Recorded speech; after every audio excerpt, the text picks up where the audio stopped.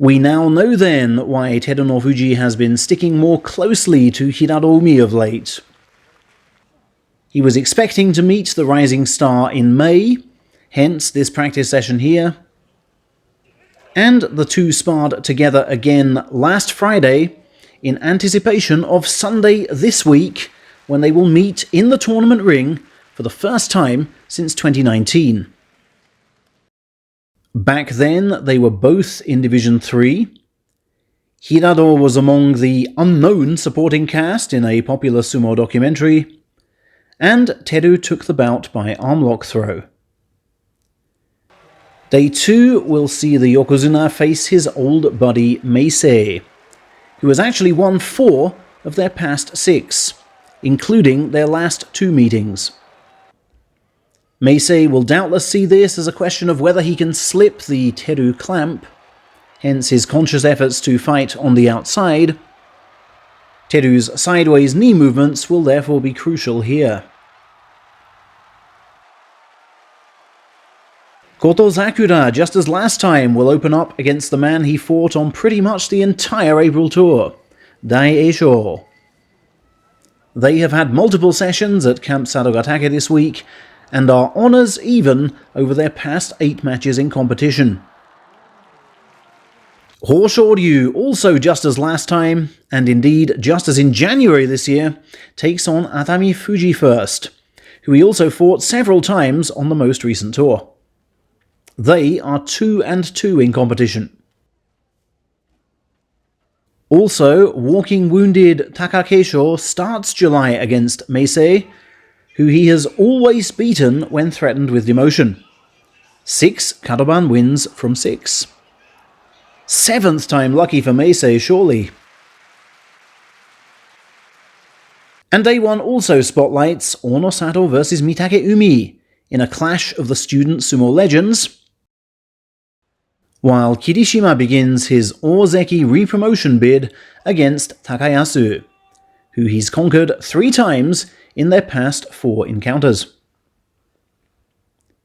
Much lower down does Asanoyama begin this campaign against ageless Nishikigi, in a similar shade of green belt it seems. His new sash is a slightly darker shade of Chiyomaru.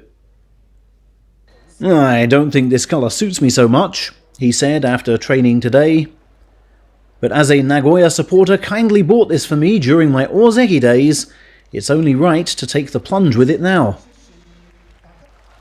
And there's real emotion wrapped up in this for him, as the donor of the belt has already passed away, and would have seen his gifted belt worn had Asanoyama not been banned for a year. The ex-Ozeki made the most of his truncated practice schedule this time, fighting 3 days straight against the might of Wakamoto Haru and Wakataka Kage at Camp Arashio this week.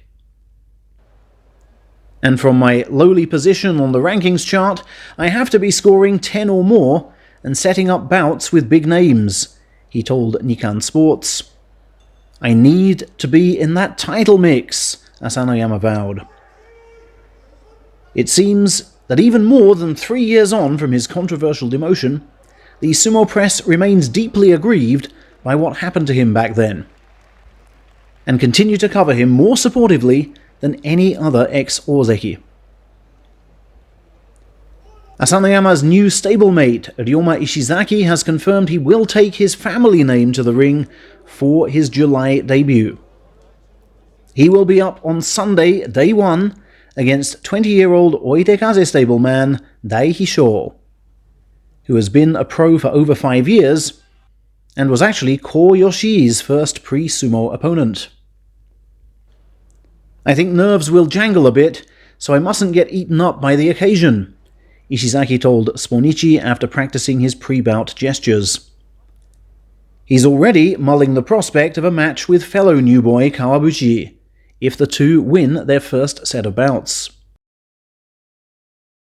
Asakoryu, who has lost a fair few to his younger brother in training already, says, "If Ryoma just fights in his usual way, I would think he can get the wins."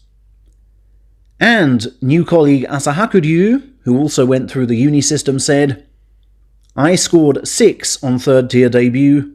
6 wins should be your minimum aim. Finally, March champion Takerufuji is out again for now, but has been informed a complete no-show will relegate him to unsalaried level. It therefore seems he will come in midway and try for 1 or 2 wins, which would guarantee salaried safety. We've seen wrestlers do this before, of course, sometimes only making things worse.